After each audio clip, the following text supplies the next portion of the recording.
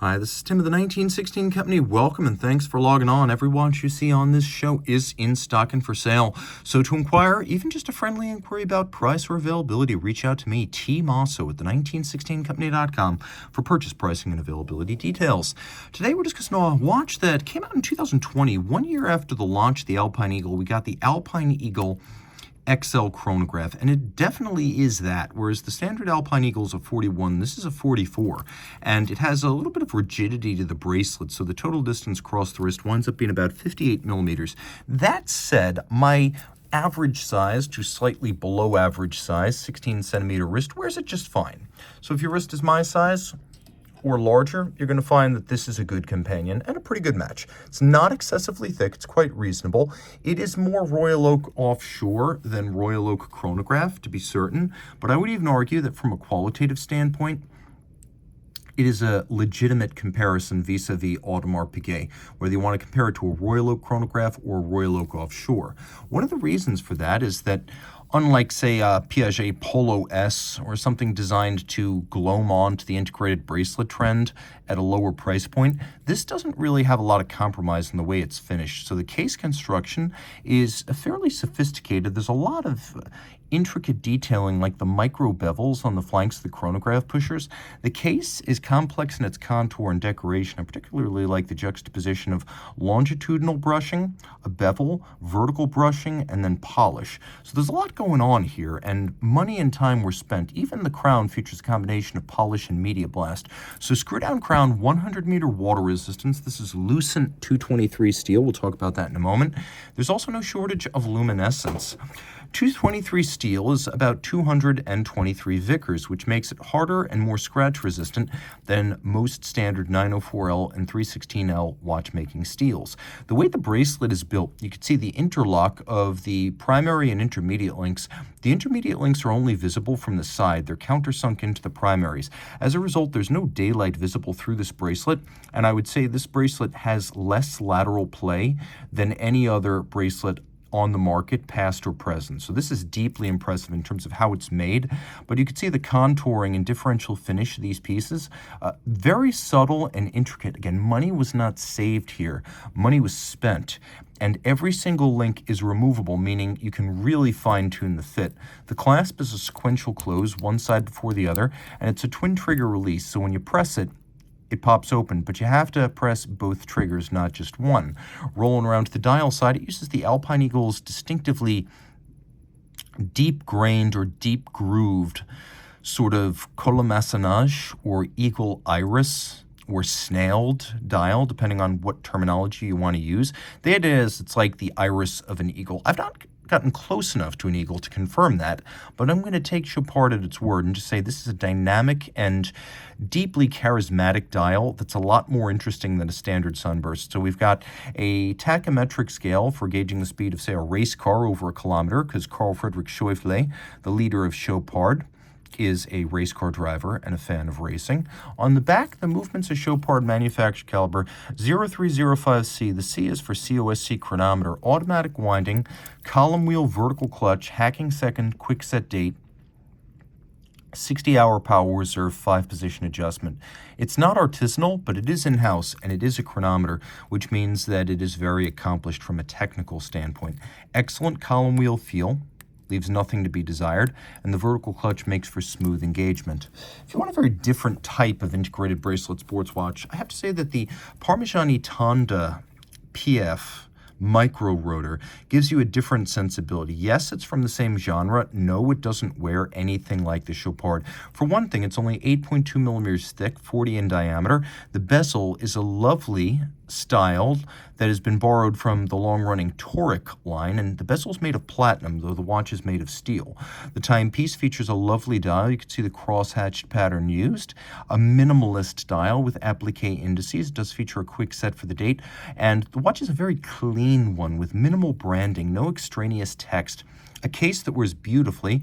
We have some of those famed Tonda and Kalpa lug profiles, which integrate nicely with the bracelet, but also mitigate against fit issues on smaller wrists. Let's see it on my wrist and get a sense. By the way, screw down crown here. This is a 100-meter water-resistant watch, so it is a sports timepiece. It's a lot easier for me to wear than the Chopard, and you can see how comfortable it is and how flat it is. So it could be your dress watch, it could be your sports watch. Really, it could be your only watch. The only thing I would like to have, for the sake of full-time use, maybe a little bit of luminescence, but then again, the hands and the dial are unmarred by the lack of luminescence. This was not a compromise. This was a design decision. Flip it all over. You have a movement that is manufacture in the sense that Parmigiani's movement manufacturer is Forsey. And so you can see this is a Forsey 5400. There's a Forsey star on the base plate, 5400 next to it. So the 5400 is a micro rotor automatic. Adjusted in 5 positions. You could see it's free sprung, artisanally decorated. In particular, the bevels are nice, the engine turning is tight, and then the stripes are closely spaced. All things that I deeply appreciate. And it nicely fills this case back. So it has everything you would want in a fine movement. Take a quick look at the micro rotor, and you can see that it rolls on those sort of hazy gray ceramic ball bearings for greater efficiency. I believe power reserve right here is about 42 to 46 hours. So this is pretty much a set it and forget it everyday enjoyable watch that is versatile, rugged, and probably suitable for both men and women, as there are smaller Tondas, but I have to say that the fit here is probably suitable for a wrist as small as 13.5 centimeters circumference. So if you want something that is suitable for men and women, but you want a little bit more complication, JLC has your number. Now, this is the version of the Master Ultra Thin Perpetual calendar that came out in 2013. So we have this lovely red gold case in 39 millimeters, and it's just over 9 millimeters thick. And you can see that the dial is a lush, lovely, warm eggshell tone. It uses the IWC Kurt Klaus Perpetual calendar system, so everything is mechanically programmed, but unlike the IWC, JLC uses a pusher corrector rather than a quick set and a crown. JLC's rationale being a lot of people accidentally set the calendar ahead days or even weeks when they're trying to wind the watch or set the time on an IWC, so they separated the winding and the setting of the watch from the setting of the calendar. Now we've got a danger zone indicator that lets you know when it is the danger zone, when you don't want to use that pusher adjuster to adjust the calendar. So when the dark patch disappears from the window, you can use the pusher adjuster. Let's say the watch falls behind because it's mechanically programmed in a single point of adjustment. Say it stopped for 6 days. Well, wind it up, set the time, and then hit this 6 times. Everything, including the moon phase, moves in mechanically programmed sync. Take a quick look at the hands. You could see that they have little windows to allow you to see the danger zone window. And they're also half frosted to make for better contrast. We have the year, the decade, the century, and the millennium. The year and the decade move mechanically, but if you need to change the century, it will have to be moved manually by your watchmaker when this goes back for service. That's fine. It's a problem we won't have for a while. Turn it all over. JLC caliber 868, and this was before they started to cut costs. You can see it still uses the full-fat 22-carat mass on the rotor for maximized winding efficiency, and that it is still adjusted to a declared 6 positions, which is one more than a standard chronometer. And because this is a master 1,000 hours control watch, you can see the little sign there, it's been tested over 41 days, and the 6-position chronometry test would have been as a fully cased-up finished watch. 4 hertz beat rate, free sprung, stop seconds. You can see it features a free sprung balance, bouncing away at 28,800 vibrations per hour. We have genuine fire-blued screws. Power reserve is short at 38 hours, but automatic winding, and if you wear it every day, it's just a set it and forget it type of watch. Throwing it on my wrist, you can see why I recommend this for both men and women. It's an easy fit. It's only about 46 millimeters from side to side.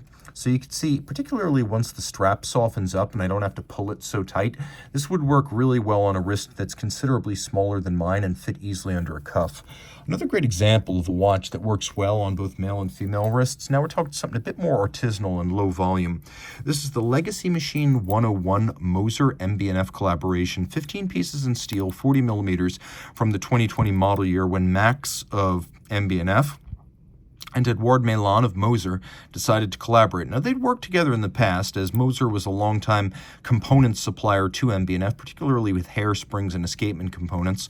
So what we've got here is a sort of Moser Fume gradient fade dial, along with Moser's own assortment kit, particularly the hairspring, which you can see, like many of the more deluxe Moser pieces, is a double hairspring. So we have their Straumann alloy flat hairsprings 180 degrees out of phase, attached to the same oversized free-sprung balance. The idea is, in any position, gravity will cause one to run slow and the other by an equal and opposite margin to run fast, because they're identical in mass, geometry, but exactly opposite in orientation. They cancel each other out, achieving the same effect as a tourbillon would in a pocket watch, only this works in a wristwatch format, whereas a tourbillon rarely does. So this cancels out the effect of gravity. Giant balance wheel, 14 millimeters in diameter. You can see it features an extraordinary long balance staff.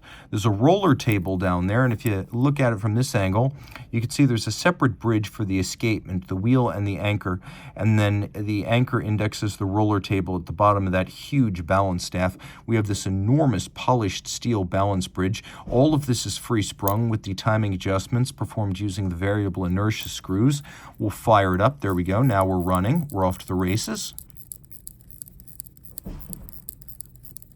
We do have a little power reserve indicator. And then just like the Moser concept dials, there's no print branding or calibration on this Fume fade.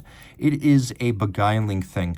Kari Voutilainen was one of the friends of Max on the original Legacy machine of 2011, and while he's not officially listed here as one of the collaborations, he's on the back.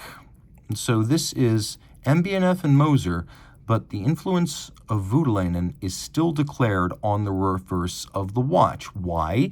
Because he had a deep input into both the architecture of the bridges in terms of how they're shaped and sized and positioned and proportioned, but also the standards of finish.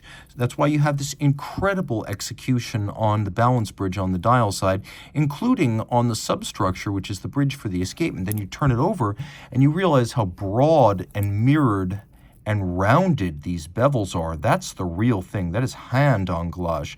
Then you can see where bevels come to points. That's just as difficult to achieve as inward angles, which, by the way, we have in abundance here and here and here.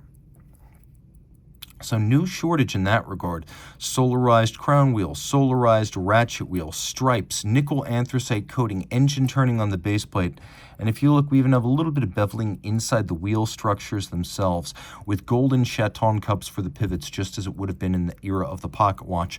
Slow beat rate, 18,000 vibrations per hour, 40-hour power reserve, manually wound. Not big at 40 millimeters in diameter. Of course, the original idea behind the Legacy machine, what if MB&F, hypothetically, were making wristwatches, not pocket watches, but wristwatches during the steampunk era, the era of Jules Verne? That's the idea here. The idea being that this is what that watch would have looked like had Max been building wristwatches in the 1870s, 80s, and 90s. And it is really cool. For finish, this is par excellence. This is as good as it gets. Not to say it doesn't have some competition, though. In 2017, Greubel Forsey gave us something a little bit unexpected, a less complicated watch. This is the Balancier, and it's part of a 33-piece series. You can see that this watch, happily, is a very desirable serial number. I always like the first and last of a series, but my personal lucky numbers are 11 or any multiple of 11. So you can see this is that. Also notice that the engravings are by hand in that instance, where it says Edition Limitée. That, too, is freehand engraved. People always ask, what's the graphics? What are the blocks of text about? Well, they basically describe the standards and traditions and values of Greubel Forsey en français. So that's what that means. You can see right here we have a case of white gold, 43.5 millimeters in diameter, which is actually wearable by Greubel Forsey standards. Greubel's case is always underrated in terms of their complexity. We talk a lot about their movements, but look at the inflection of these lugs and how they're attached and welded on. It's deeply impressive execution. We have a little viewport so you can appreciate the oscillator and profile, and the Balancier, the namesake of the watch, is visible. dial with mirrored and rounded bridge. You can see it's actually a balanced bridge because it is dual anchored, even though it looks like a skeletonized balance cock here. We have a type of overcoil hairspring for concentric breathing in every position. Look at the mirror finish on the substructure bridge for the escapement and the rounded and mirrored finish for the bridge itself. Of course, free sprung, a 72-hour power reserve, the dial made of gold, frosted with a wire brush. You can see the fire-blued hands. If you want to wind this watch, you can watch the power reserve indicator traverse. You can also set it, fire it back up. One of very few Greubel Forsey watches that have a hacking seconds function, and you could see the unique recessed screw free-sprung balance to take the screw heads out of the free airstream and minimize the effect of aerodynamic drag on the oscillator, as well as allowing very precise and shock-resistant tuning. Turning it all over, once again, you can see the super graphics on the back, the individual number plate on the center, and the use of golden chaton cups for the pivots, such as for the barrel arbor, a nod to the way pocket watches would have been made in La Chaux-de-Fonds, historically the home of Greubel Forsey's manufacture. This is a watch that represents the ultimate in finish, in its own way, but in a very different vein than the Voudelainen-inspired Legacy machine. This is Greubel Forsey with their out-of-control commitment to beautifying every part. Look at the flanks of the dial, how it's been beveled and mirrored. This is no compromise, and it's priced accordingly, but you will get that for which you pay. All right. Let's say you can't quite ship that on your wrist. You need something smaller. Daniel Roth to the rescue. So this is the C147, originally launched in 1990. Daniel Roth started his career in autologerie from the 70s through the late 80s, designing, building, and engineering watches for Breguet when it was owned by the French Chaumet brothers. Well, the Chaumet brothers got busted for doing naughty things, and they wound up going to jail. Daniel Roth, having been designing watches for Breguet and movements for Lemania through this period, decided to unify the two of them and create his own brand starting in 1988 after leaving Breguet. And so in 1990, he launched this Lemania-powered chronograph, sometimes known as the 147, sometimes known as the 2147. What's important is that this one has a display case back, and not all of them do. The famed Ellipso-Convexe case with its welded lug profiles. And this is where I should mention that if you ever wanted to compare the mono pusher, the 137 and the 147, here you go. This is a Lemania 2320 Bausch, and this is a Lemania 2220, which is a huge, nearly 34 millimeter movement. Only 36 of these were made in yellow gold, so this is a very rare watch. These two came out more or less at the same time. This one is more common because back in the early 90s, no one wanted the plus size of the mono pusher. It was scarce because, I mean, really, a watch of that size in a dress format? Crazy. Well, both of them have aged well, but for different reasons. This feels like a throwback to the early 90s, whereas the 137 almost feels like it's sized for the modern era. This is a beautiful watch that's only 41 millimeters lug to lug. We have a very subtly two-toned dial made up of different plates of engine-turned gold. And so it's a very fine dial as well. The guilloche here on both planes is surpassing with fired blue steel hands. Then you turn it over and you can see how much Daniel Roth and his manufacturer did with the 2320. There's a 2310, which is what the Lemania Bausch for like a Moonwatch pre-Moon 321 would be. This is considered to be the 2320, which is a more upscale version of the 2310, but still, Daniel Roth would have finished this to a much higher standard than any Lemania Bausch. Manual wind, 18,000 vibrations per hour, 5-position adjusted, column wheel, lateral clutch, superb feel, overcoil hairspring, swan's neck regulator, world-class anglage, interior angles, black polished screws, 48-hour power reserve, and you can see that although the movement is round and the case is the unique Ellipso-Convexe, the two really fit together like a hand and glove. It's only on second glance that you realize the case and the movement do not share a shape. You can see how nicely executed the bevels are on both steel and brass pieces. And there's a hooking guard to prevent the hairspring from getting hung up on the regulator, a really old school feature. You just don't see that much. Even today on overcoil hairspring watches. The column wheel is fully black polished on its center and its crenellated peaks. You can see the clutch in action.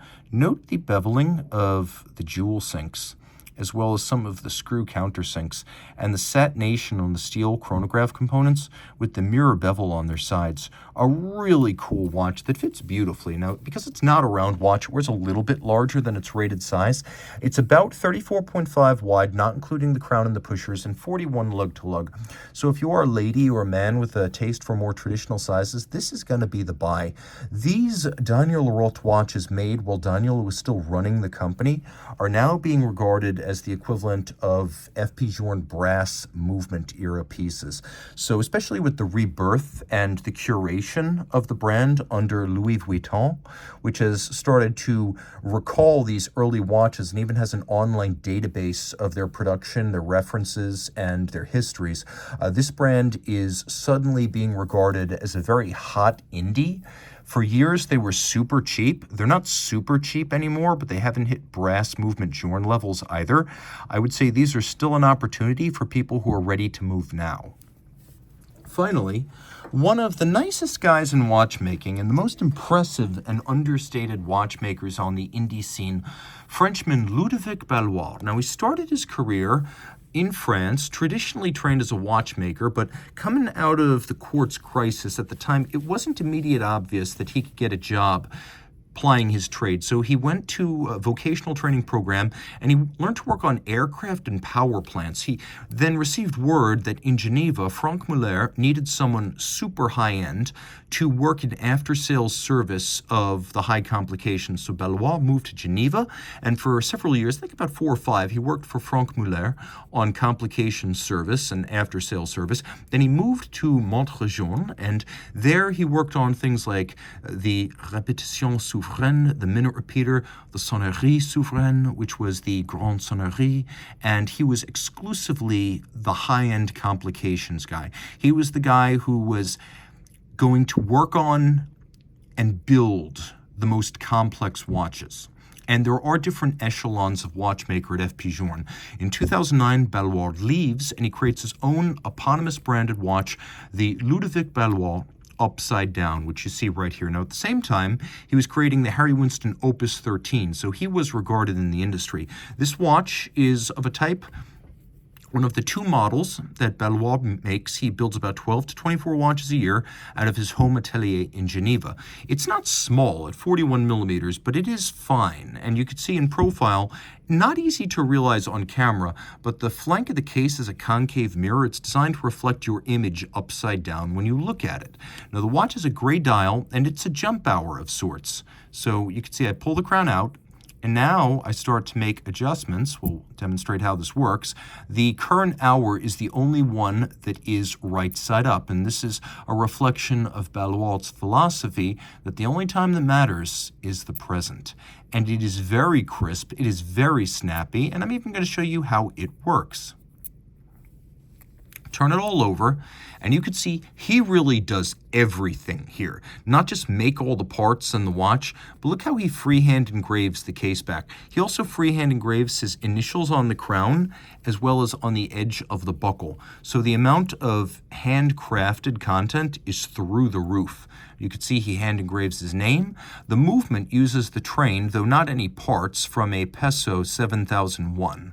So that's a 23.3 millimeter manual wind movement. But this movement is 35 millimeters in diameter because Ballouard has added his unique ring gear Maltese cross jumper system. So as I make these adjustments, let me show you how this works. So there is a jumper spring, there's a snail cam, and then there is a jumper lever right here. There's also a ring gear that moves all the way around, and you can see how currently, right there, the 6 is right side up.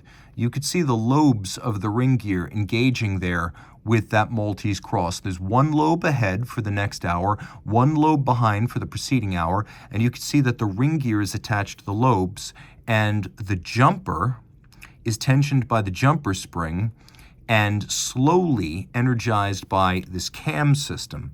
So as the cam approaches the release of the jumper, you could see how the tension builds in the jumper spring.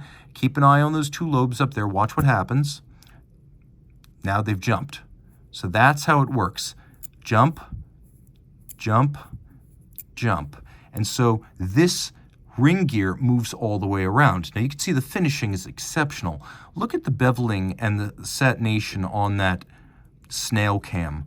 Look at the beveling on the edge of the jumper. Look at the colomaçonnage, or the snailing on the edge of the movement, and the beveling around the Maltese crosses, the solarization of the crown wheel and the ratchet wheel. It is beautiful. It has a 36 to 40-hour power reserve, and you can see even little details are important here. You can see how this one is number 15, but you can also see how adjacent to the shock protection, number 15 has been engraved into the fixing cap for the shock protection. There's engine turning on the base plate. Look at the satination and the brushing. Look at the quality of the bevels here. Look how bright and mirrored that is. Truly special stuff. Not a small watch. You can see it is not a tiny thing. A lot of folks want a fine watch that's not petite. This is a great example of that. You can see the lugs and their cambered shape do mitigate against fit issues. This is a really nice watch if your wrist is my size or larger, so let's say 16 centimeters circumference and up. I've met Ludovic Ballouard. He's one of the nicest guys in watchmaking, a genuinely good person whose values are easy to share. He is an uncompromising person, a perfectionist dedicated to quality, low volume, and enduring value, and he is a great person to know. And when you own one of the watches, a little bit of his value system stays with you. If you love this watch, reach out to Team Mosso at the1916company.com for purchase and pricing details of this or any watch from today's show.